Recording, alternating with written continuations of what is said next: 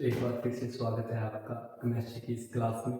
और आज का टॉपिक है हमारा एटॉमिक ऑर्बिटल्स। जो अपना चैप्टर चल रहा है उसका एक टॉपिक बचा था और वो टॉपिक आज हम क्लियर कर लेंगे। आज का टॉपिक है डी ब्रोगली सिद्धांत, यानी कि डी ब्रोगली ने क्या बताया था, डी ब्रोगली की समीकरण क्या है, और उसके बाद एक छोटा सा टॉपिक है हाइजेनबर्ग की अनिश्चितता का सिद्धांत। ये दो टॉपिक पढ़ के आज हम इस चैप्टर को कंप्लीट कर देते हैं। सबसे पहले बात करें कि डी ब्रोगली का सिद्धांत क्या है, कहता क्या है, उसके बाद समीकरण पढ़ेंगे कि डी ब्रोगली की समीकरण क्या थी। क्या कहता है कि इस सिद्धांत के अनुसार प्रकाश की प्रकृति द्वैत होती है, उसी प्रकार कण की प्रकृति भी द्वैत होती है। मतलब क्या हुआ सर, द्वैत प्रकृति? अरे कहने का मतलब ये है कि जिस प्रकार से प्रकाश को हमको पता है कि प्रकाश दो रूप से गति करता है। एक तो तरंग के रूप में गति करता है। किस रूप में गति करता है? प्रकाश दो रूप में गति करता है, यानी कि दोहरी प्रकृति होती है। द्वैत का दूसरा नाम अपन बोल सकते हैं दोहरी, दोहरी या दोहरा, दोहरी प्रकृति। यानी कि एक तो प्रकाश तरंग के रूप में गति करता है और एक प्रकाश कण के रूप में गति करता है। उसी प्रकार से जो कण है उसकी प्रकृति भी द्वैत होगी। एक कण है वो कण की भांति भी व्यवहार करेगा और तरंग की भांति भी गति करता है, तरंग की भांति भी व्यवहार करता है। अब अपने को यहाँ पे सूक्ष्म कणों की बात करनी है, यानी कि इलेक्ट्रॉन्स के बारे में हम पढ़ेंगे इस चैप्टर में। तो इलेक्ट्रॉन की बात करेंगे कि इलेक्ट्रॉन की प्रकृति कैसी होगी। तो इलेक्ट्रॉन की तरंगों को डी ब्रोगली ने द्रव्य तरंगों का नाम दिया। यानी कि इलेक्ट्रॉन सूक्ष्म कण है, उसकी प्रकृति भी द्वैत होगी, दोहरी प्रकृति होगी। यानी कि एक तो वो कण की भांति व्यवहार करेगा और तरंग की भांति भी व्यवहार करेगा। तो तरंग की भांति को क्या बोला कि डी ब्रोगली ने बताया कि इलेक्ट्रॉन की जो तरंग है उनको एक नाम दे दिया और उन तरंगों को कहा द्रव्य तरंग। द्रव्य तरंग, द्रव्य तरंग उसको नाम दे। द्रव्य यानी कि पदार्थ, द्रव्य मतलब पदार्थ, तरंग यानी कि तरंग।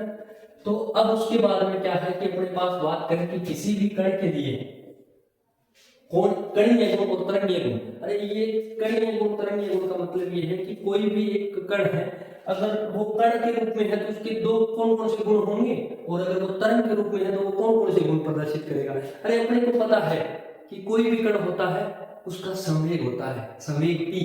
अरे कोई भी कण होता है उसका कोई ना कोई संवेग होता है p, यानी कि p is equals to mv। हम जानते हैं कि p is equals to mv, जहां पे m क्या है कण का द्रव्यमान और v क्या है उस कण का वेग। वेग v होता है, m द्रव्यमान होता है, तो संवेग किससे लिखते हैं? p is equals to mv लिखते हैं।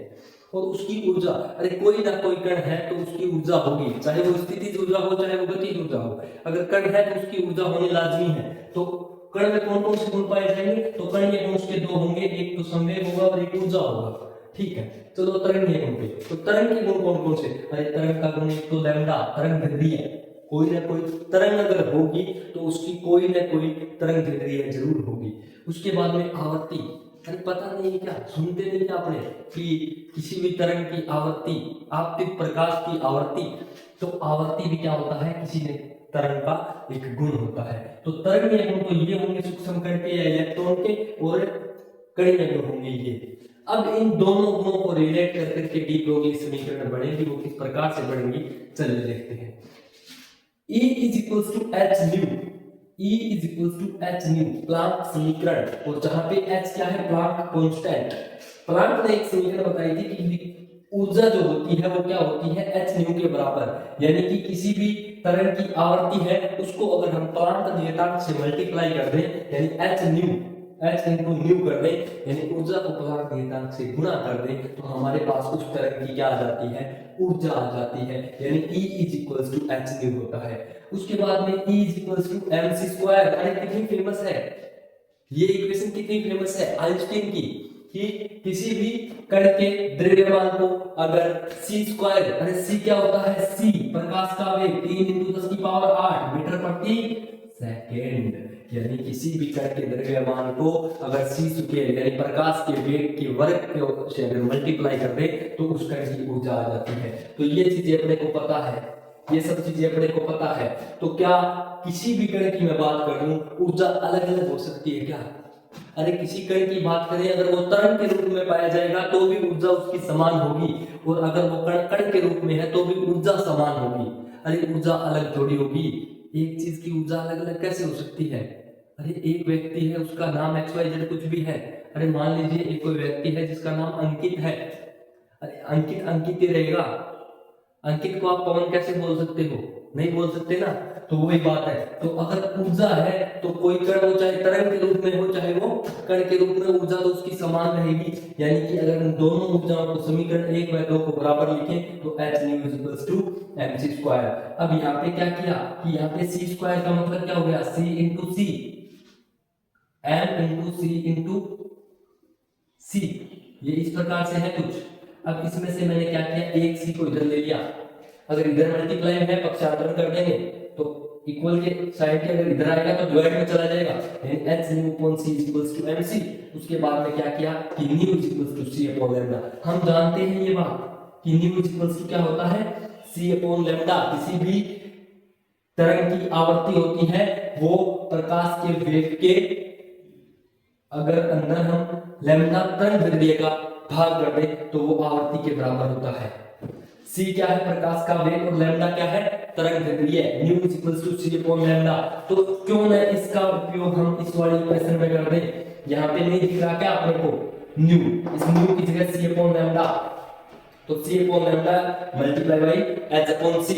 और अगर इस h अपॉन c में देखूं तो क्यों ना इस c को इस c से कैंसिल आउट कर सकते हैं ना। अरे ये c इस c से कैंसिल आउट हो जाएगा, अगर कैंसिल आउट हो गया तो h upon lambda is equals to mc आ गया। h upon lambda is equals to किसके आ गया, mc के। या फिर इसको ऐसे भी लिख सकते हैं कि lambda is equals to h upon mc, और इक्वेशन नंबर दे दिया 4। लैम्डा क्या है, तरंग दैर्ध्य, h क्या है, प्लांक कांस्टेंट, m क्या है, कण का द्रव्यमान, और c है प्रकाश का वेग। अब यहाँ पे देखिए आगे आगे क्या कह रहा है कि किसी कण के लिए mc is equals to mv।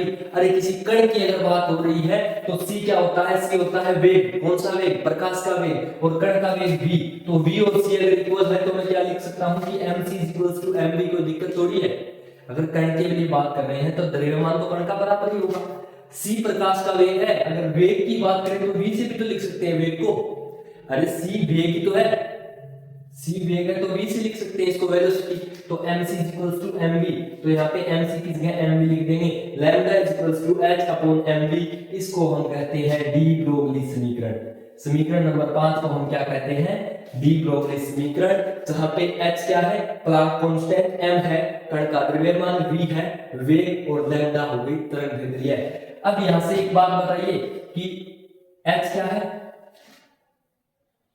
Constant, और m भी क्या होता है, p संवेग। तो lambda is equals to h upon p। अरे अगर h कांस्टेंट है तो क्या हम कह सकते हैं क्या कि किसी भी कण की तरंग दैर्ध्य उसके संवेग के व्युत्क्रमानुपाती होती है, उसके संवेग के इनवर्सली प्रोपोर्शनल होती है। यानी lambda is inversely proportional to p, lambda is inversely proportional to p। ये एक हमारे पास इंपॉर्टेंट टर्म आ गई। और इसके अलावा बात करूं मैं h की, प्लांक नियतांक, तो उसकी वैल्यू क्या होती है 6.62 into 10 raised to power minus 34 kg metre square per second. ये इसकी यूनिट हो गई और ये इसका मान हो गया, इसकी वैल्यू हो गई 6.62 into 10 raised to power minus 34 kg metre square per second.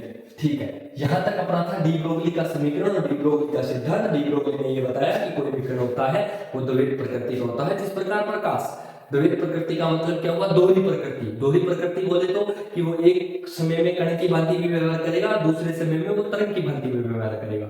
ये उसकी दोहरी प्रकृति है।